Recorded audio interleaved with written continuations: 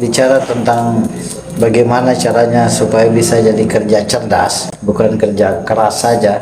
Ya tadi itu, satu, kita harus selalu mencari inspirasi. Itu setiap apapun kejadian yang ada di depan kita, kita lihat, kita amati, kita dengar, dan saat itu kita menjadikan diri kita ini seperti analogi botol kosong. Itu jangan berbagi pengetahuan dulu kepada orang sebelum orang itu memberikan ilmunya kepada kita.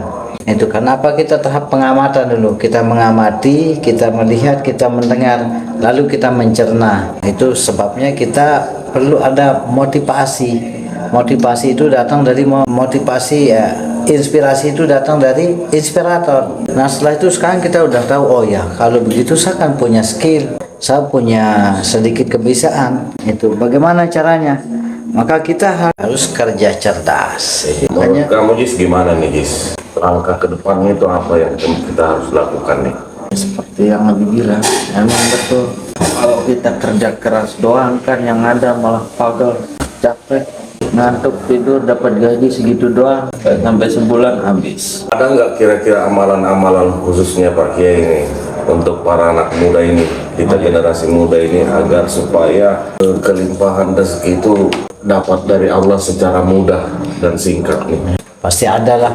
Di samping kita kerja cerdas, tentu ada tipsnya. Nanti kemudian gimana caranya supaya dapat rezeki cepat, gitu kan, cepat, mudah dan berkah. Tapi sebelum kita bicara tentang bagaimana caranya supaya bisa jadi itu, ketika dia mau bertanding, dia tidak akan bisa naik ring tanpa ada yang melatih dia. Sehebat-hebatnya pemain tinju UFC atau sehebat-hebatnya pembalap seperti Rossi, pasti dia punya mentor atau pelatih. Itu nah begitu juga dengan kita ini. Itu kita ini kan sudah pengalaman nggak ada, motivasi nggak ada, inspirasi juga nggak ada.